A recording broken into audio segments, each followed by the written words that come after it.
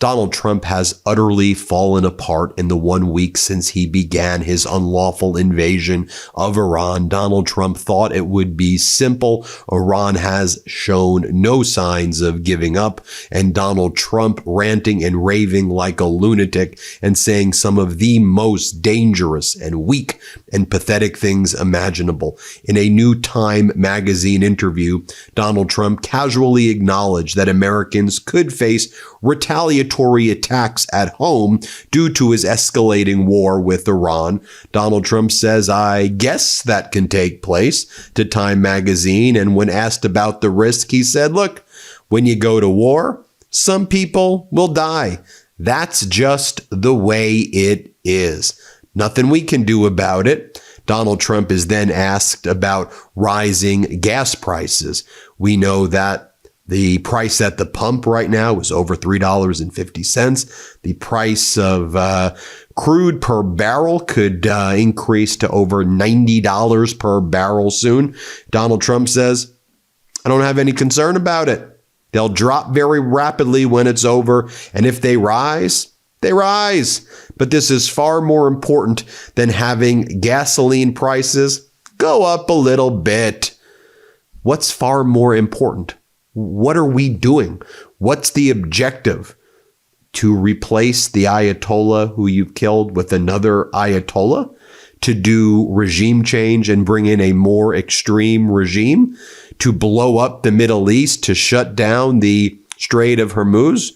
What's the goal? To have all of the neighboring Arab countries attack that you invited to your fake board of peace, took their money, and they're left saying, what the hell is even going on here? And now we know that a lot of these big wealthy Arab nations that were allied with the U.S. are considering pulling back investments within the United States because the U.S. just got them attacked. But Donald Trump ain't done there yet. In a lengthy conversation with Jonathan Karl, Donald Trump starts attacking Tucker Carlson because Tucker Carlson called the Iran war absolutely disgusting and evil. Donald Trump told Jonathan Karl, "Look, Tucker lost his way. I knew that a long time ago. He's not MAGA. MAGA is saving our country. MAGA is making our country great again. MAGA is American first.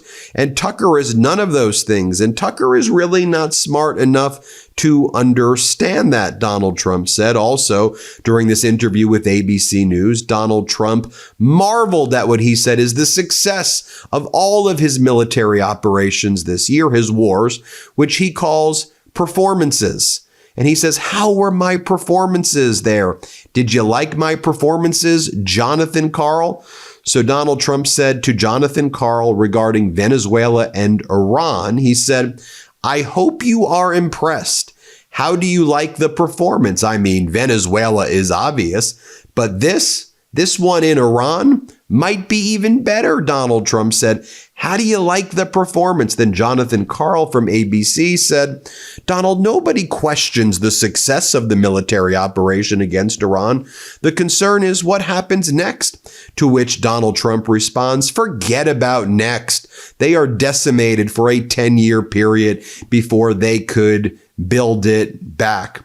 Forget about next. Also, what do you mean, Jonathan Karl, that nobody questions the success of military operations? Well, maybe corporate news doesn't question the success of the military operations. We don't just question it. We call it out that it is not successful right now. Sure, Iran may be not able to launch the same amount of ballistic missiles and Shahid drones, but when you look at what's going on in the Middle East, you still see Bahrain under attack, and you still see Kuwait under attack, and you still see United Arab Emirates under attack, and Saudi Arabia and Qatar and all the nearby areas. So I really don't know what you're saying there. The Strait of Hormuz is still essentially shut down. You have the leaders of Iran giving interviews with NBC, American media, other foreign press saying, "We're not negotiating with America. Why would we want to negotiate? The last time we negotiated, they invaded us. And the time before that, we were negotiating and they invaded us." So what do you mean, Jonathan Karl? Nobody questions the success? I guess that's how corporate news views things. In any event, the Arab states in the Persian Gulf are running dangerously low right now on interceptors to take down the Iranian-fired ballistic and cruise missiles, as governments in the region have to ask the United States, please expedite new supplies to us. We are running low, to which the United States is going to raise our tax dollars or go further into debt, because Trump is the debt president, going to destroy future generations, printing more money. And what, $50 billion that you say can't help out healthcare is now going to go to buy interceptors, which cost tens of millions of dollars for one interceptor to shoot down a $20,000 Shahid drone, while the Shahid drones also take down the Airbus Defense and Space appears to show this ANTPY-2 forward base X-band transportable radar, about $500 million to $1 billion a pop, that are used for the high altitude area defense THAAD system. These are being destroyed. Just billions of dollars going down the drain right there. 2 hotels and residential buildings in Bahrain's capital of Manama were damaged in an Iranian drone and missile attack last night. Here, video shows a large fire after the joint U.S.-Kuwaiti Ali al-Salam air base was struck by Iranian ordinances. You could take a look over here. Some more of that damage from an Iranian one-way attack drone seen at a luxury hotel and apartment complex at Bahrain's capital of Manama right there. No one, I believe, was killed, but that's one of the big luxury apartments there. And Iran has said that they're targeting areas. They got intelligence of where Americans are staying and where American diplomats are staying. U.S. officials are now telling CBS News that a total of 3 MQ-9 Reaper surveillance and attack drones with the U.S. Air Force have been down so far during Operation Jeffrey Epstein. Operation Epstein Fury. Operation Epic Fury. And again, you see the price right here. 73% chance of U.S. oil prices hitting $90 a barrel this month per Polymarket. The price of European jet fuel is up over 70%. U.S. jet fuel has doubled in price. The U.S. Embassy in Kuwait is closed right now.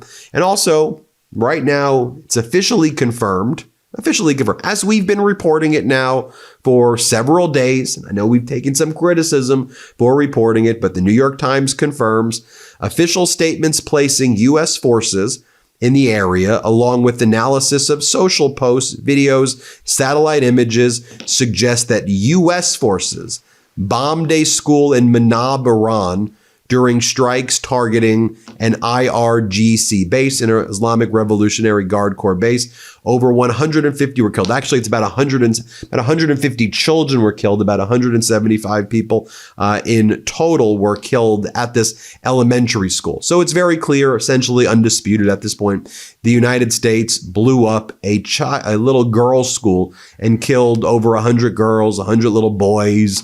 Their teachers all died. Horrific. And one of the things that we need to ask, that we should all be asking, were they killed by AI? Because the United States military has been bragging to strike 1,000 targets in 24 hours in Iran. The U.S. military leveraged the most advanced AI it's ever used in warfare. Anthropic's Claude partnered with the military's Maven Smart system, suggesting targets and issuing precise location coordinates. Now, you remember when Anthropic's founder said, we don't want our AI language to be used for autonomous killings. It does appear that the U.S. was using operating systems for, it doesn't seem like autonomous killings. I'm not sure if there was a human behind it or not. We need to find out, but it is very possible. We need to be asking, was this it? We should be asking a lot of questions, which is what the hell happened? What a crime against humanity, whether it was AI or not AI. The bottom line is that lots of little girls and little boys were killed, and that's horrific by itself, whether it's AI or not. But I think we need to also know whether or not this was AI that targeted the elementary school, recommended it, and then blew it up within those first 24 hours. Let's take a listen to what Iran's foreign minister, Arghchi, said. He's giving interviews with with NBC. And here's what he had to say when he was asked if there's any intention to negotiate with the United States. Here, play this clip. Right now, you're saying Iran does not want a ceasefire. We are not asking for a ceasefire. And we don't see any reason why we should negotiate with the US. When we negotiated with them twice, and every time they attacked us at the middle of negotiations. So there is no request for a ceasefire by us, and there is no request for the negotiation with the US from us. We have never sent any messages to them. More from our Aragchi right here, the Iranian foreign minister, about whether or not he's negotiating with the United States. Play this clip. Is Iran privately talking to U.S. officials right now through back channels? No. There's no communication with you and Steve Witkoff or Jared Kushner? No, not after Thursday that we met last time. We met last Thursday. We negotiated for almost 7 hours. They were so happy when they left the negotiation table because we were able to make significant progress, as the Omani foreign minister said in his statement, and he checked his statement with both sides, and both sides agreed with the term he used. And we were made really significant progress. They were happy when they left, but I don't know what happened after they left. And then CNN has got a lot of flack right now from a lot of people over here because CNN, they had one of their reporters who was allowed to go in Iran, and the reporter went in Iran, and then the State Department, they're getting a lot of flack from like State Department and MAGA people. Let me be clear where the flack is coming from. And so CNN sent a reporter in. Fred Pleitgen went into Iran, and he described what he was seeing.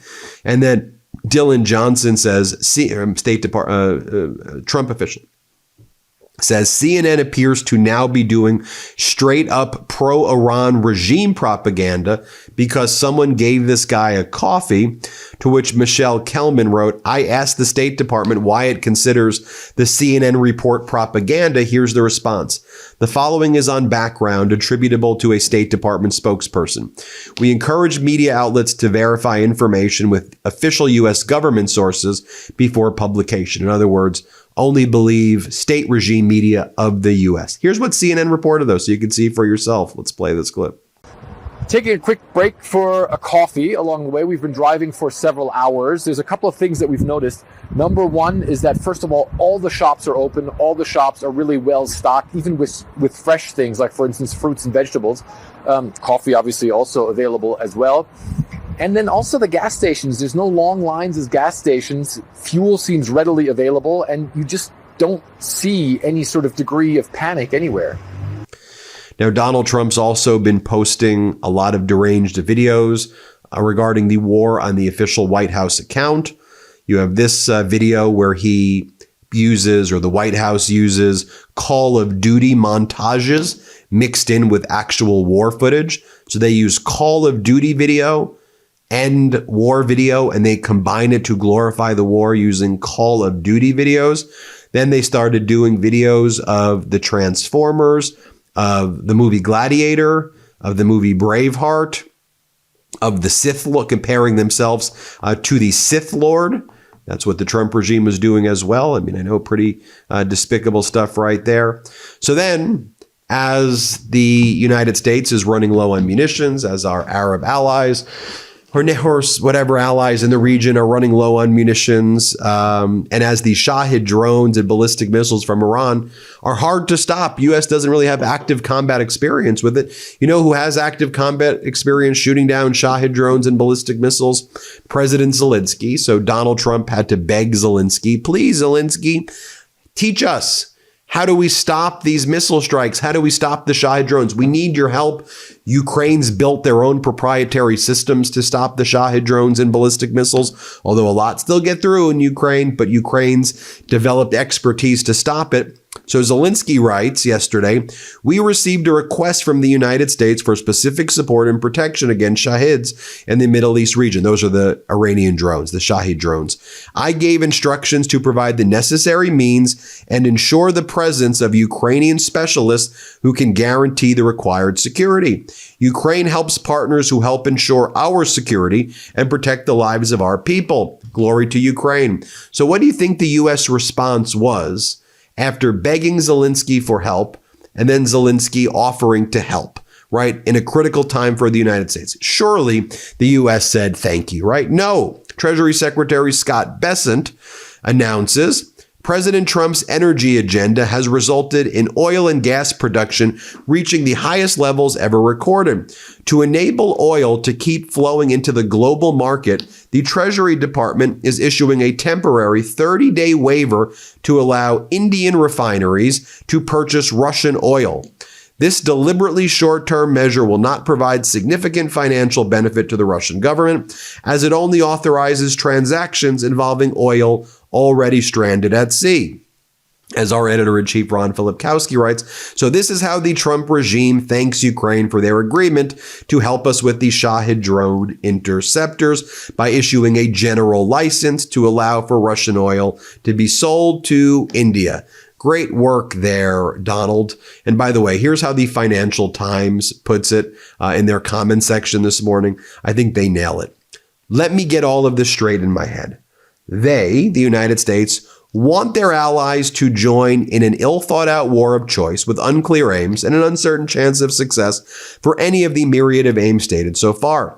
They want everyone else to just absorb any of the externalities like influxes of refugees, disruptions to shipping, higher oil and commodity prices, and maybe even some incoming missiles. And then they also want to tariff everyone 15%. I'm not sure they can keep pushing everyone all at once indefinitely.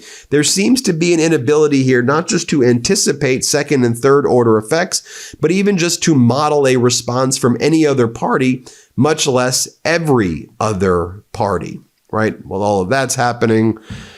You have the Kurds as well issuing statements saying, we've been betrayed by the Trump regime before, over and over again. So the Kurds are saying, we're not going to be invading Iran. And then the Trump regime is trying to basically threaten the Kurds to invade Iran. And the Kurds are like, yeah, we're not doing it. This is posted from a Kurdistan account. Kurdish forces fought ISIS not only to defend our homeland, but also to protect the world from terrorism. We stood on the front lines against extremism because we believe in freedom, stability, and peaceful coexistence. However, we cannot ignore the painful moments of the past. During the last 9 years, decisions made during the presidency of Donald Trump left the Kurds in difficult situation 3 times. In 2017 in Kirkuk, in 2019 in Rojava, and again in 2026 in Rojava. In these moments, Kurdish forces were left to face powerful enemies alone. Despite this, the Kurdish people do not blame the American people. On the contrary, we still see the United States as an important partner and a friend of the Kurdish people. At the same time, we have learned from the past. The Kurds in Iran will not repeat the mistakes that happened in Iraq and Syria. Partnership must be built on clear understanding and real guarantees. And so Trump tried to threaten the Kurds. You better invade Iran. Militias attack Iran, or you are against the United States. Then Trump leaked to the press that he has the Kurds, that the Kurds are invading Iran, which was false, to hope Iran would try to attack the Kurds. And then as Sina Tusi says, I've heard from sources that Trump is essentially forcing the Kurds into this heavy-handed way. The KRG doesn't want it, and many Iranian Kurdish groups reported believe it's a doomed effort, while the Trump regime tries to threaten and coerce the Kurds into a war. By the way, everybody, expect gas prices right now to head to the $3.40, $3.55 a gallon pretty soon. Oh, this war is not ending anytime soon. That seems to be pretty obvious. Let me know what you think. Hit subscribe. Let's get to 7 million subscribers, and thanks for watching. Thanks for watching. Be sure to add the MeidasTouch podcast on Apple Podcasts, Spotify, or wherever you get your podcasts for new updates every single day.